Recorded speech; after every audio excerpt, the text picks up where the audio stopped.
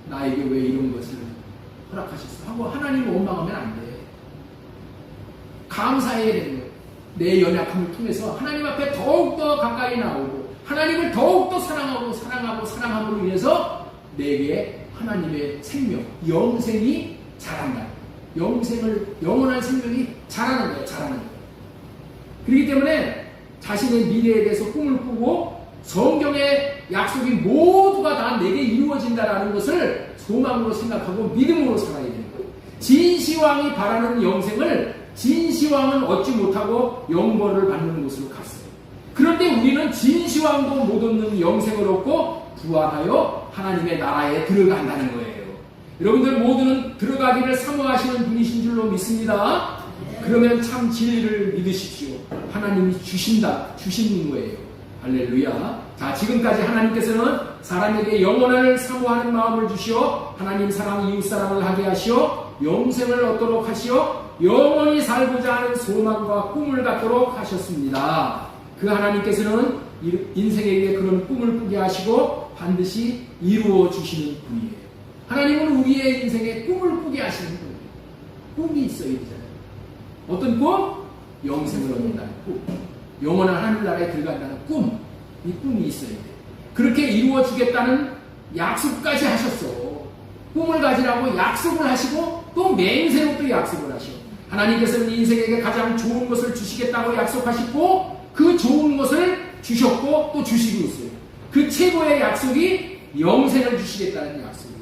그 나라는 영생을 얻는 사람만 들어가서 누릴 수가 있기 때문입니다. 요한일서 2장 25절 말씀 우리 다시 한번 읽겠습니다. 그가 우리에게 약속하신 약속이 이것이니 곧 영원한 생명이니라. 그렇습니다. 하나님은 영원한 생명인 하나님의 생명을 우리에게 주시기로 약속하셨습니다. 이것보다 더 귀하고 더 소중한 것은 없어요. 하나님의 생명을 받는 것보다 더 귀한 것은 없는 거예요. 누구에게나 한 번은 찾아오는 죽음이 찾아올 때까지 필히 이 영생을 얻어야 하는 거예요. 이것보다 시급하고 중요한 것은 없는 거예요. 이 영생을 얻기 위한 삶이 가장 지혜로운 삶이에요. 우리는 이 생명을 받아야 하는데 방법을 알아야 한다는 거예요. 예수님을 처음으로 영접할 때 우리 모두는 요한복음 3장 16절을 받게 되잖아요. 그러면서 감격을 하게 되는 거예요. 자, 우리 요한복음 3장 16절 보겠습니다. 하나님이 세상을 이처럼 사랑하사 독생자를 주셨으니 이는 그를 믿는 자마다 멸망하지 않고 영생을 얻게 하려 하심이라. 예수 그리스도를 믿는 자마다 멸망당하지 않는 하나님의 생명인 영생을 얻게 된다고 언약하신 이 말씀 때문에 우리는 감격하잖아요. 네? 내가 영생을 얻는 것이 예수님을 믿기만 하면 된다라고 네? 여기서 말씀을 해주셨으니 얼마나 그게 감격이에요. 이 말씀대로 자신의 수고와 어떠함 때문에 영생을 얻는 것이 아니라 예수 그리스도를 믿음으로 말미암아 영생을 얻는 것이에요. 예수님을 믿는 믿음이 이렇게 귀한 것을 얻게 된다는 거예요. 자, 우리 한번 따라서 하겠습니다. 예수님을 얻는 믿음이 이렇게 귀한 영생을 얻습니다. 그런데 문제는 이 말씀을 어린아이들이 믿는 수준으로, 할머니들이, 시골 할머니들이 믿는 수준으로만 믿고 받아들여서는 안 된다는 거예요. 예? 이 말씀을 요한복음 3장 16절을 그냥 믿기만 하면, 예수님 믿기만 하면 돼. 이게 어린아이들의 수준이잖아. 시골 할머니들의 수준이잖아. 그렇죠? 그렇게 받아들이면 안 된다는 거예요. 왜냐하면은 성경은 이 믿음으로 영생을 얻는다는 이 언약의 말씀과 충돌되는 것 같은 말씀이 부지기수로 많이 나온다는 거예요. 부지기수로 많이 나와. 예를 들어 이런 말씀이에요. 오늘 계속해서 읽는 말씀인데 누가복음 10장 25절 어떤 율법교사가 예수님을 시험하여 이르되 선생님 내가 무엇을 하여야 영생을 얻으리까? 여기 뭐라고 나왔어요? 무엇을 해야 영생을 얻는다고 되어 있잖아요. 영생을 얻는 방법이 그 무엇을 해야 하는 것인데 그것이 하나님을 사랑하고 이웃을 사랑하는 것이라고 되어 있어요. 이 말씀을 딱 이렇게 받아보면은 이 말씀이 행위에 의해서 얻을 수 있는 것처럼 오해를 하게 돼요. 내가 행위를 잘해야지 영생을 얻을 수 있는 것처럼 들리잖아요. 그렇죠? 그래야 안 그래요? 사랑하는 행위를 해야지 내가 영생을 얻는 것으로 이 말씀이 이렇게 표현이 되어 있잖아요. 행위에 의해서 얻을 수 있는 것처럼 오해를 할 수 있는 이 말씀이 이런 말씀이다. 자, 우리 다시 한번 읽겠습니다. 그런 의미에서 예수님께서 이르시되 율법에 무엇이라고 기록되었느냐? 네가 어떻게 읽느냐? 율법을 지금 말씀을 하고 계시오. 대답하이르되 네 마음을 다하며 목숨을 다하며 힘을 다하여 뜻을 다하여 주 너희 하나님을 사랑하고 또한 네 이웃을 네가 자신과 같이 사랑하지 하였느니라. 예수님께서 이르시되 네가 다 배웠구나. 이를 행하라. 그러면은 살리라. 이렇게 행해야지 영생을 얻는다는 거예요. 또 이런 말씀도 있잖아요. 누가복음 18장 18절 이하의 말씀이에요. 이 말씀은 아무리 영생을 얻고 싶어도 자신에게 있는 것을 다 팔아 가난한 자들에게 나누어 주기까지 사랑하는 삶을 살지 못한다면 영생을 얻지 못한다는 얘기야. 누가복음 18장 18절 보겠습니다. 어떤 관리가 물어 이르되 선한 선생님이여 네가 무엇을 하여야 영생을 얻으리까? 예수님께서 이르시되 네가 어찌하여 나를 선하다 일컫느냐? 하나님 한 분 외에는 선한 분이 없느니라. 네가 계명을 안 하니 간음하지 말라, 살인하지 말라, 도둑질하지 말라, 거짓 증언하지 말라, 네 부모를 공경하였느니라.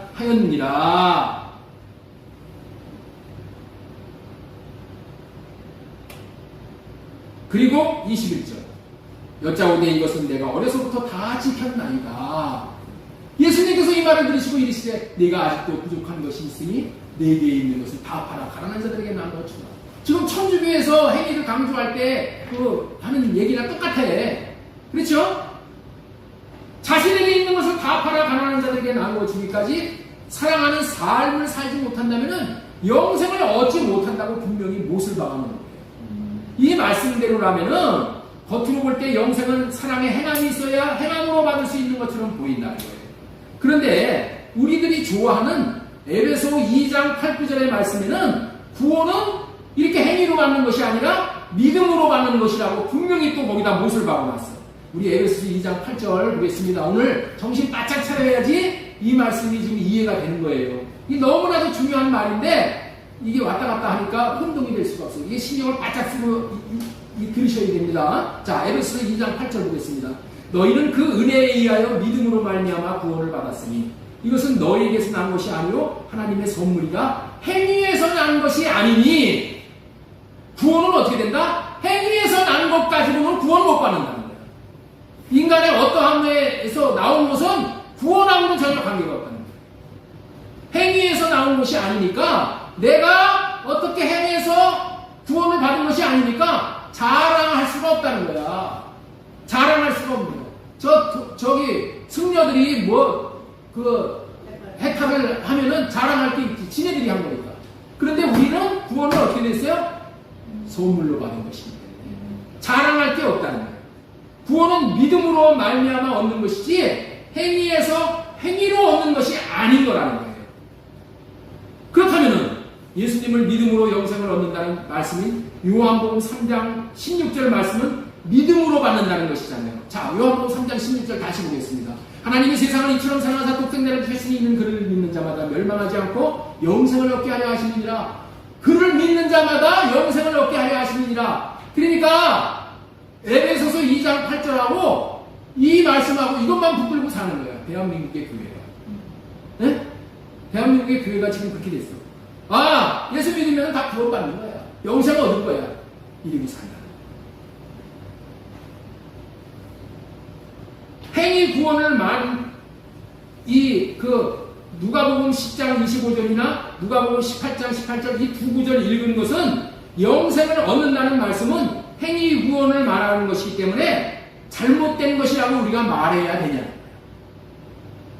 네? 행위 구원을 말하는 것이기 때문에 우리는 행위 구원을 말하는 것으로 이렇게 여겨지잖아요. 그러면 행위 구원을 말하는 것이기 때문에 이게 잘못된 거 아니냐. 구원에 대한 진리로, 영생을 얻는 진리로. 그런데 우리 주님은 성경의 모든 말씀은 1.1획도 버릴 것이 없는 다 진리라고 말씀을 하셨어요. 그래서 성경의 모든 말씀이 잘못되어 버릴 것이 없다고 하셨는데 영생을 얻는 말씀도 너무나도 중요한 영생을 얻는다는 말씀도 잘못된 것이 없어 버릴 말씀이 하나도 없다는 거예요. 버리면 안 되는 거예요. 그래서 성경을 단순하게 보아서는 안 된다는 거예요. 특별히 믿는다고 하는 믿음에 대해서 특별한 의미가 있다는 것을 우리는 알고 받아들입니다. 이 믿음에 이 어떤 의미가 있냐? 우리가 이 두 구절이 잘못됐다 이렇게 받아들이기 전에 충돌하는 것 같은데, 믿음과 행동이 충돌하는 것 같은데 이게 어떤 의미가 있는가? 이거를 알아야 된다는 거예요. 이해가 되셔요? 이거를 알아야 되는 거예요. 특별한 믿음에 대해서는 특별한 의미가 있다는 것을 우리는 알고 받아들여야 돼요. 이에 대한 이해가 꼭 필요하기에 오늘은 영생을 얻는 믿음이라는 제목으로 하나님의 말씀을 배워나고자 하는 거예요. 영생을 얻는 믿음이라는 제목. 소제목으로 전하고자 하는 말씀은 영원한 생명을 주시겠다는 언약입니다. 하나님의 말씀은 영원한 생명을 주시겠다는 언약 법이라는 거예요. 자, 요한일서 2장 25절 말씀 보겠습니다. 그가 우리에게 약속하신 약속이 이것이니 곧 영원한 생명입니다. 태초에 하나님이 천지를 창조하실 때 하나님의 마음에는 한 가지 품고 계신 것이 있으셨어요. 하나님의 마음에 품고 계셨어요. 그것은 하나님이 창조한 사람에게 영원한 생명을 주시겠다는 그런 마음이에요.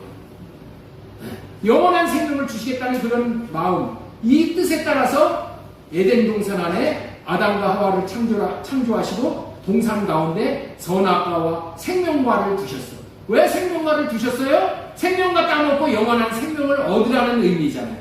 그러나 실패한 아담에게 하나님께서는 또 은혜를 베푸셔서 하나님의 생명을 주시겠다는 언약을 다시 맺어주시는 거예요. 그 언약을 일명 원시 언약이라고 부르는 거예요. 창세기 3장 21절 우리 한번 보겠습니다.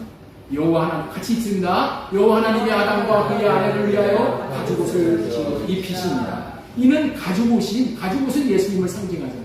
이 가죽옷인 예수 그리스도 안에서 영원한 생명을 얻게 해주시겠다는 언약이에요.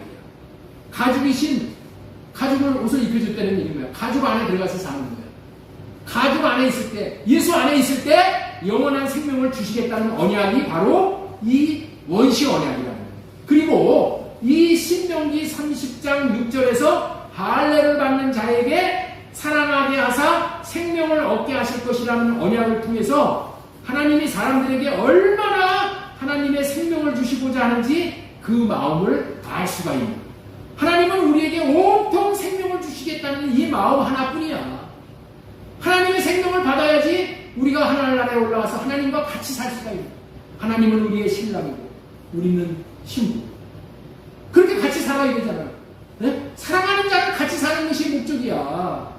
신명기 30장 6절 한번 보겠습니다. 하나님 여호와께서 네 마음과 네 자손의 마음에 할례를 베푸사 너로 마음을 다하며 뜻을 다하여 네 하나님 여호와를 사랑하게 하사 너로 생명을 얻게 하실 것이며. 맞습니다. 사랑을 할 수 있게 해주겠다는 이 할례 언약이 이루어짐으로 사랑할 수 있으므로 생명을 받게 되는 거예요. 영원한 생명을 얻도록 하시는 것이 얼마나 중요한지 하나님께서는 요한일서 2장 25절에 영원한 생명을 얻게 해주시겠다는 약속을 이루시는 일만 한다는 거예요. 이 약속을 이루시는 일만 하시는 분이 우리 하나님이야. 그래서 이 약속을 이루시기 위해서 또 말씀하시는 것이, 약속하신 것이 뭐예요? 그게 신명기 30장 6절에 사랑하게 하사 너로 생명을 얻게 하실 것입니다. 생명을 얻게 하시는 것이 우리 하나님의 꿈이고 소원이고 하나님의 영원한 뜻이라는 거예요. 이 요한일서 2장 25절에 약속하신 영원한 생명, 이 생명을 받게 하시기 위해서 이 신명기 30장 6절의 약속이 이루어지게 하신다. 이거를 위해서 지금 하나님이 일하시고 계신다.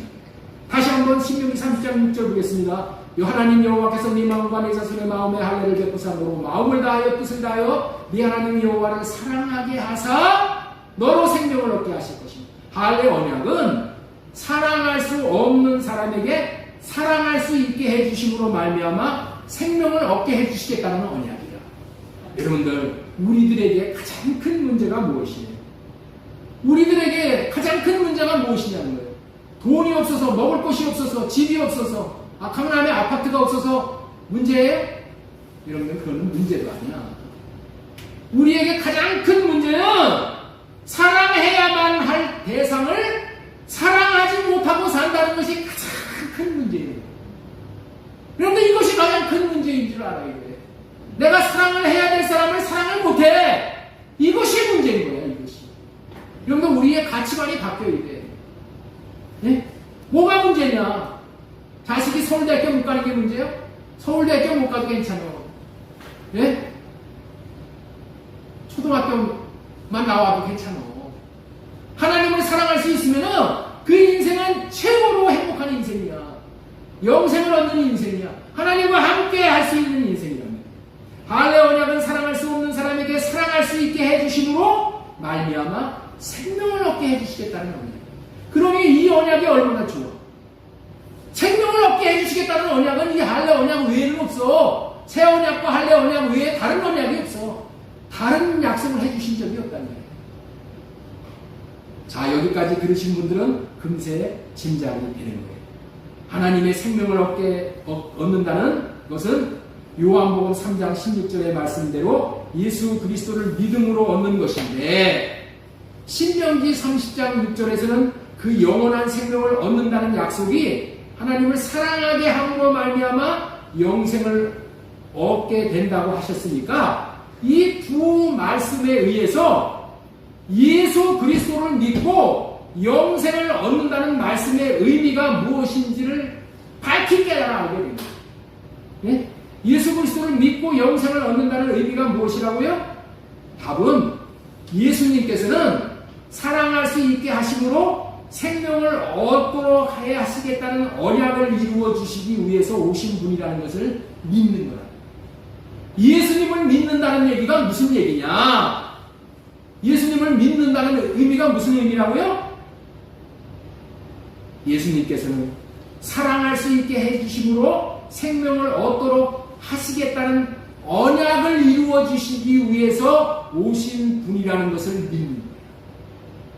이게 예수님을 제대로 믿는 거라는 거예요. 요한복음 3장 16절에서 누구든지 예수 그리스도를 믿으면 영생을 얻는다고 했는데, 그 믿는 것이 뭐냐는 거예요.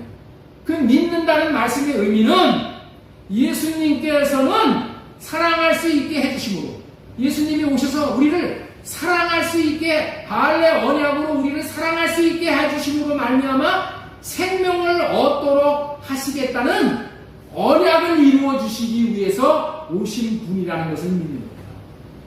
예수님을 믿는 것은 뭐를 믿는 거라고요? 예수님이 할례 언약을 이루어 주시는 분, 할례 언약을 이루어 주시는 분, 새 언약을 이루어 주시는 새 언약의 중보자가 예수 그리스도라는 것을 믿는 것이라는 그런 말씀이에요. 따라서 하시겠습니다. 예수 그리스도를 믿는다는 의미는 예수님께서 사랑할 수 있게 하심으로 생명을 얻도록 하시겠다는 언약을 이루어 주시기 위해서 오신 분이라는 것을 믿는 것입니다. 여러분들이 전화 여러분들이나 다 IQ가 그 자리잖아요. 그래서 저는 이렇게 기록을 하기를 좋아해요. 기억력이 없습니다. 여기에 주보 맨 앞에 이거 올려놨습니다. 여러분들 집에 가서 읽고 또 읽고 해서 여러분들 걸로 만드셔요. 예? 예수 그리스도를 믿는다는 의미는 예수님께서 사랑할 수 있게 하심으로 생명을 얻도록 하시겠다는 언약을 이루어 주시기 위해서 오신 분이라는 것을 믿는 것이다. 그렇습니다. 사랑할 수 있게 해주시겠다는 언약을 이루어 주시기 위해서 오신 분이 예수님이라는 것을 믿어야 사랑할 수 있으므로 영생을 얻는 거예요. 예수 그리스도를 믿는, 그 나중에 집에 가서 읽으셔요. 집에 가서 읽으시고 여기서 진도 나가야지. 예수 그리스도를 믿는다는 말은 할례 언약을 이루어 주시기 위해서 오신 분이라는 것을 믿는 것이구나 하고 깨달아.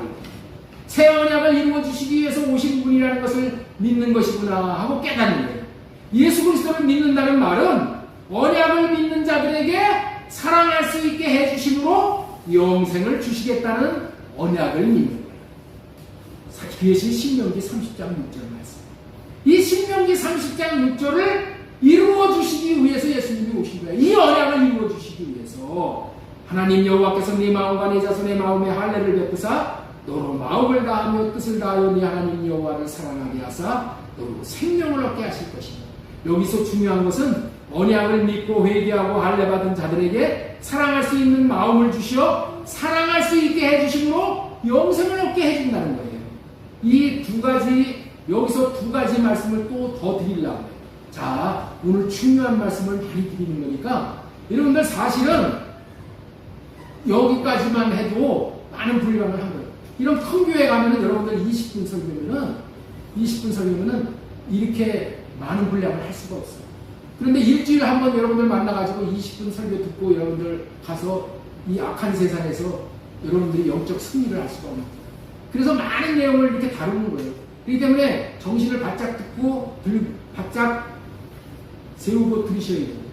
또 집에 가서도 주보도 읽어보고 영상도 보고 해서 반복적으로 그렇게 해서 마음에 새겨지게 돼요.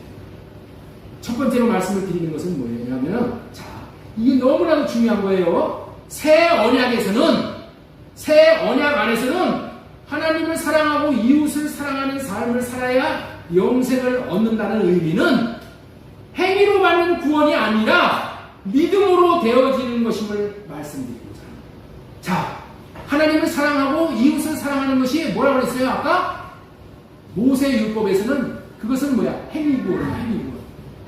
행위야. 하나님을 사랑하고 이웃을 사랑하는 것이 뭐라고요? 그 행위구원. 자기가 하는 거야. 자기의 어떠함에 의해서 하나님을 사랑하고 이웃을 사랑하는 거야. 그래서 이것을 행위구원이라고 볼 수 있어요. 그러나 새 언약 안에서는 하나님을 사랑하고 이웃을 사랑하는 삶을 살아야 영생을 얻는다는 의미는 행위로 받는 구원이 아니라 믿음으로 되어지는 것임을 우리는 깨달아야 합니다. 무슨 의미인가 하면은 사랑하는 것을 내 노력, 내 의지, 나에게 있는 어떠함으로 사랑을 하면은 영생을 얻게 된다는 것은 행위구원이다. 행위구원이에요, 그거는.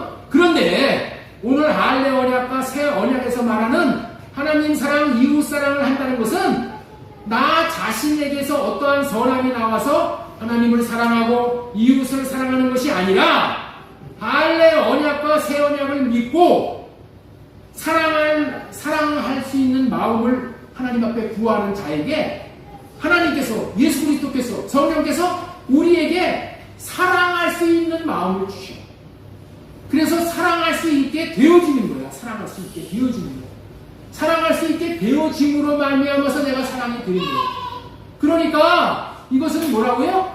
은혜로 받은 거야. 그 마음은 내가 은혜로 받은 마음을 가지고 사랑을 하는 것이기 때문에 내가 한 것이 아니야. 이해가 되셔요? 새 언약에서는 이 하나님 사랑, 이웃 사랑을 내가 하는 것이 아니야. 내가 하려고 하면 못해. 그러나 새 언약에서는 하나님이 할례 받은 자에게, 예? 마음을 구하면 그 마음을 주셔서 사랑하게 하사 우리가 사랑이 되어지는 거예요.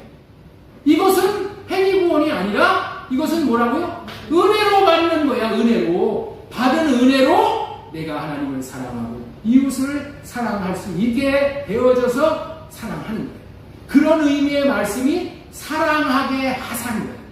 신명기 30장 6절에 네 하나님 여호와께서 너와 네 자손의 마음에 할례를 베푸사 너로 마음을 다하여 뜻을 다하여 네 하나님 여호와를 사랑하게 하사, 사랑하게 해주시는 거야. 할렐루야. 그렇기 때문에 이것은 뭐라고요? 나에게서 나온 것이 아니라 하나님에게서 나온 거야. 은혜로 받은 것을 나는 그냥 전달만 하는 거예요. 그렇기 때문에 이것은 전적으로 할례 언약을 믿기만 했는데 사랑하는 마음을 주셔서 사랑할 수 있게 되어지는 것이기 때문에 에베소서 2장 8, 9절의 말씀처럼 믿음으로 말미암아 은혜에 의하여 구원을 받게 되는 거예요.